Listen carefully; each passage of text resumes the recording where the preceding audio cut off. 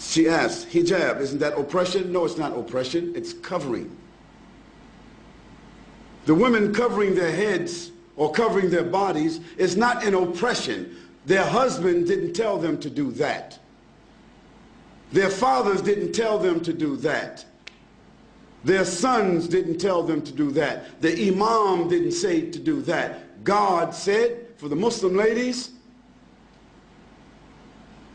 draw your clothing across your bosoms and do not allow your natural ornaments to be shown except to those within your family circle. What are the natural ornaments of women, in case you don't know what they are?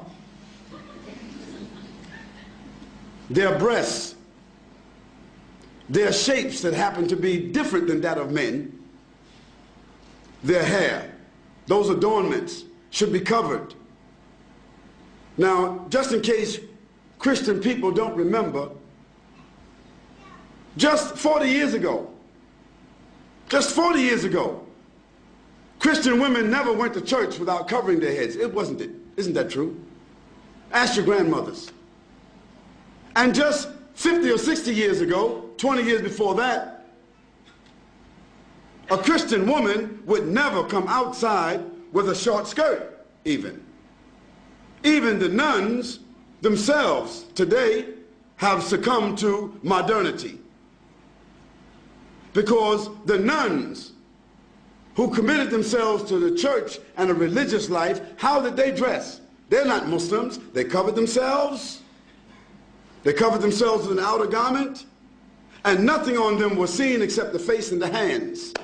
So if that was accepted by Christianity, it was accepted by religion. That wasn't something just that Muslim women were told, but Jewish women, Christian women, and Muslim women were ordered to do that in their scriptures. Now the fact that the modern civilizations chose to tell women they don't have to wear that and they can wear bikinis doesn't mean that God is wrong and they are right. Now for the Muslim lady, the wearing of the hijab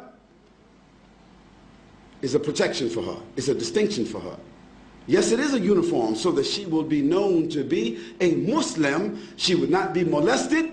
She would not be insulted. And no need for a man to stare at her and look at her because there is nothing appearing of her that would cause any unnatural attraction. Therefore, it is more than likely she can come and go with decency and dignity, and that her natural ornaments will not create an inordinate liability for her, like so happens when you see women wearing jeans and clothing that seem as if they painted it on themselves. Now all you have to do is look at these two women, and you can see the problems that exist.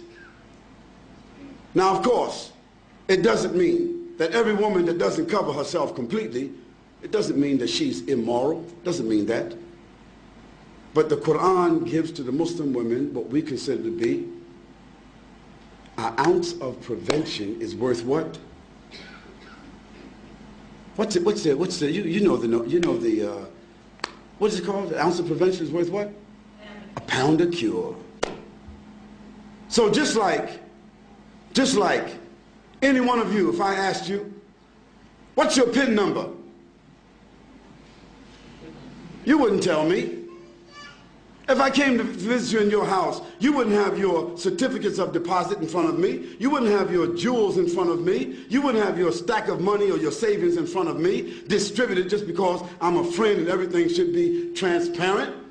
No, you have those valuables in a place that is safe. Might be a bank, might be a safety deposit box. Well, that's just money. That's just tangible things. So don't blame us and don't blame God if he tells us that our mothers and our wives and our daughters, that they should be covered and in a safe place. The person asked about segregation. Why do Muslim women, why are they segregated? They're not segregated. They're not segregated. They're separated. There's a difference between segregation and separation. For instance, outside here, you have toilets that say male, female, don't you? Don't you? Why? Why shouldn't there just be a toilet? Because there are sensitivities that we as moral, decent, dignified, educated people accept. That there are sensitivities in privacy that the female would like to have as opposed to just walking into an open toilet. Now maybe in Amsterdam or some other places in Europe where they just have open toilets, it's different. But in most cases in the world, in most places in the world, they select to have a male and a female toilet. Why? Because there's the inherent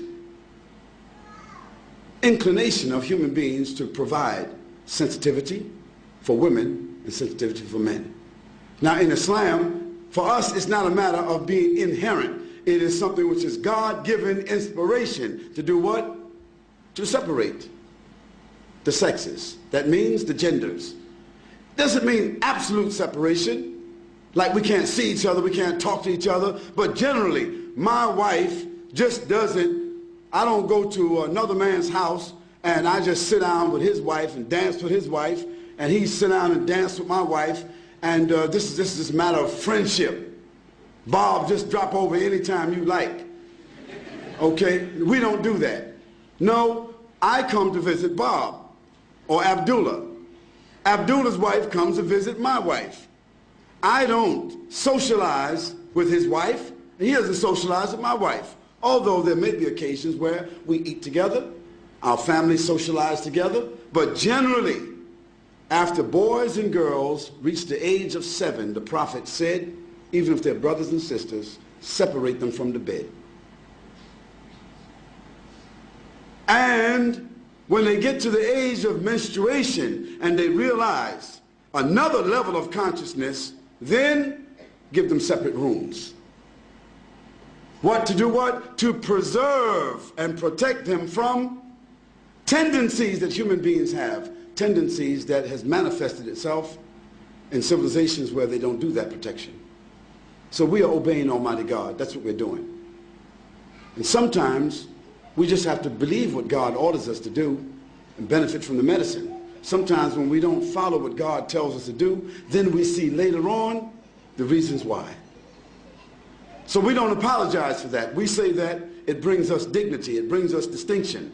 Whether it be the hijab of the women or the separation of the men and the women, it brings us distinction, it brings us dignity and protection and morality, additional morality. That's why we do it.